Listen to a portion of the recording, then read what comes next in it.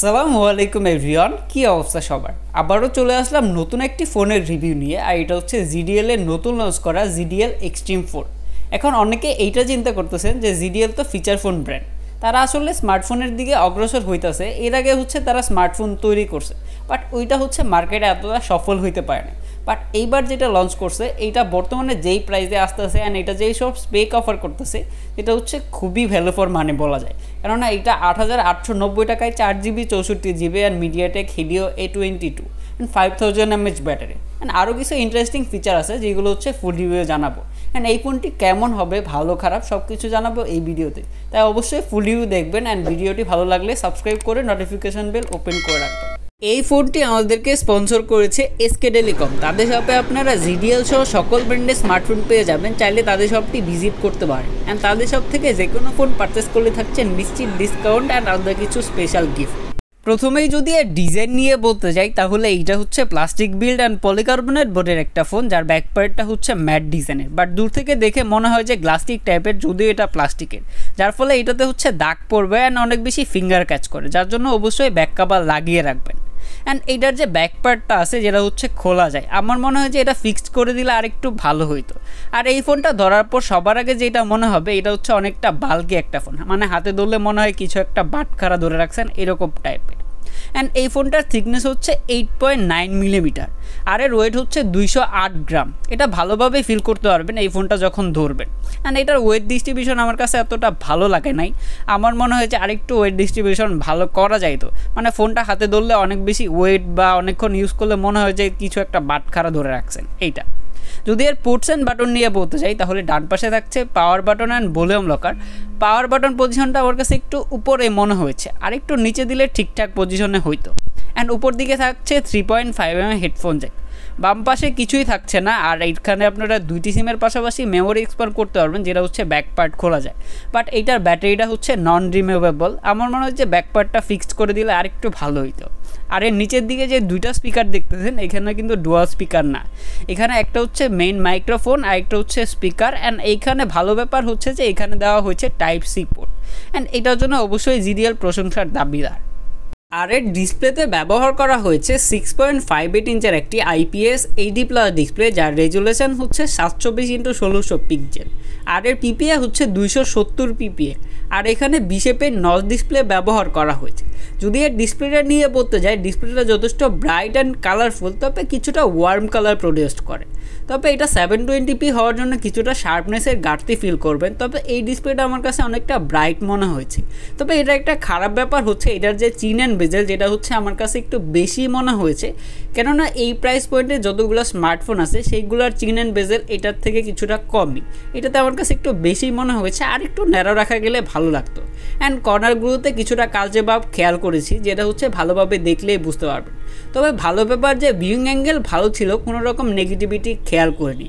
তবে কিছুটা touch latency আছে, তবে এতটাও না যে এটা নিয়ে আসলে কমপ্লেন করবো, কেননা এই প্রাইস পয়েন্টে স্মার্টফোনে কিছুটা টাচ লেটেন্সি থাকে, তবে এটা নিয়ে আসলে কমপ্লেন করার কিছু নেই। যদি এটা ব্রাইটনেস নিয়ে বলতে যাই তবে এটা ব্রাইটনেস কত সেটা জানা যায়নি, তারপর আমার কাছে যথেষ্ট ব্রাইট মনে হয়েছে। এটা ইনডোর অ্যান্ড আউটডোরে ভালোভাবে অপারেট করতে পারবেন কোনো রকম প্রবলেম ছাড়াই। অ্যান্ড ডিরেক্ট সানলাইটে গেলে কিছুটা প্রবলেম হবে, তবে ফুল ব্রাইটনেসে ভিজিবল হয়। তবে এইটা হচ্ছে যে ফুল ব্রাইটনেস ইউজ করলে ফোনটা অনেকটা গরম হয়।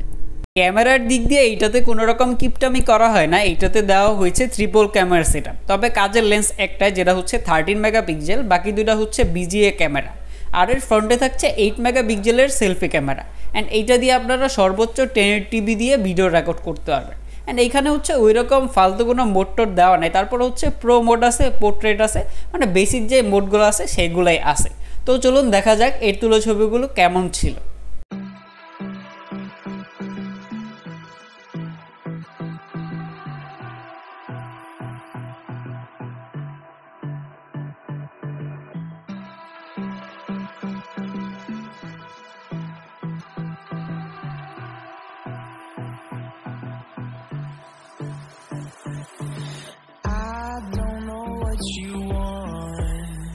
Let's have a bit of fun till I downfall. My love, if you feel like I do right now, don't say you're on the run to the other side.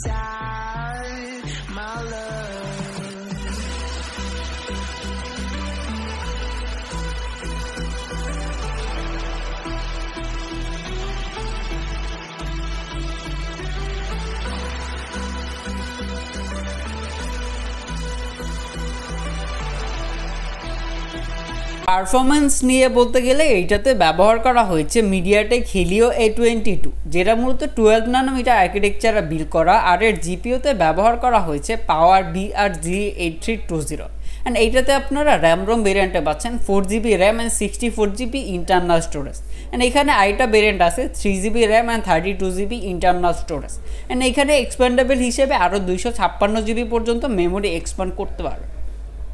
Performance নিয়ে বলতে গেলে MediaTek Helio A22 যথেষ্ট powerful and কেপেবলই বলা যায় price point অনুযায়ী, কারণ 9000 টাকা price পয়েন্টে এটা যে খারাপ চিপসেট এইটা বলবো না। এইটা দিয়ে হচ্ছে আপনারা day to day multitasking, social media ব্রাউজিংয়ের যে কাজগুলো আছে সেইগুলো ভালোভাবে করে নিতে পারবেন কোনো রকম প্রবলেম ছাড়াই। অ্যাপস ওপেনিং স্পিড আমার কাছে ঠিকঠাকই মনে হয়েছে, খুবই ফাস্ট অ্যান্ড খুবই স্লো এরকম না। তারপরে হচ্ছে এইটা দিয়ে হচ্ছে হার্ডকোর কাজ না করাই ভালো, কেননা এইটা দিয়ে বুঝতেই পারতেছেন যারা হচ্ছে টুকটাক কাজ করেন সেইগুলো করে নিতে পারবেন। বাট এইটা ছাড়া হচ্ছে গেম প্লে নিয়ে যদি বলতে চাই তাহলে এইটা দিয়ে হচ্ছে 2D যেই গেমগুলো আছে সেইগুলো ভালোভাবেই খেলতে পারবেন। অ্যান্ড ফ্রি ফায়ারও খেলেছিলাম, ফ্রি ফায়ার খেলা যায় অ্যান্ড অনেকক্ষণ খেললে টুকটাক ল্যাগ অ্যান্ড স্টার্টারের দেখা পেয়েছি। বাট এইটা ছাড়া হচ্ছে 2D যেই গেমগুলো আছে যেমন হচ্ছে সাবওয়ে সার্ফার, টেম্পল রান, কার গেম, এইগুলো ভালোভাবেই খেলতে পারবেন, ওইরকম ল্যাগ বা হিকাপের দেখা পায় না। অবশ্যই বলবো যে প্রাইস পয়েন্ট অনুযায়ী ঠিকঠাকই আছে, তবে এইটা নিয়ে আসলে ওই রকম গেমিংয়ের আশা না করাই ভালো।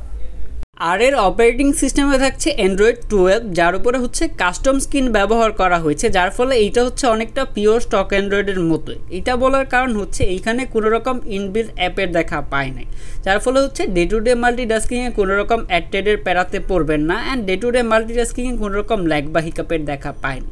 তারপরও এইটা যারা নেবেন তাদের জন্য সাজেশন থাকবে যে লাইট অ্যাপসগুলো ইনস্টল করার জন্য। তারপরে হচ্ছে 4GB সুবাদে ওইরকমভাবে কোনো রকম ল্যাগ বা হিকাপের দেখা পায় না। তারপরে হচ্ছে ব্যাকগ্রাউন্ডে যখন 5-6টার উপরে অ্যাপস রেখে কাজ করবেন তখন হচ্ছে কিছুটা ল্যাগ বা হিকাপের দেখা পাবেন। অ্যান্ড এছাড়া হচ্ছে বাগবাল্লুকের দেখা পায় না, সফটওয়্যার আপডেট ঠিকঠাকই ছিল। এই ফোনটির ব্যাটারিতে ব্যবহার করা হয়েছে 5000 mAh ব্যাটারি। যদি এর ব্যাটারি ব্যাকআপ নিয়ে বলতে যাই তাহলে এটা দিয়ে আমি day to day multitasking, social media browsing, movie দেখা, ইভেন হচ্ছে ছবি তোলার যে কাজগুলো থাকে সেগুলো করেছিলাম। সব কিছু মিলে হচ্ছে 8 ঘন্টা 8.5 ঘন্টার মতো স্ক্রিন অন টাইম পেয়েছি আমার মডারেট ইউজে।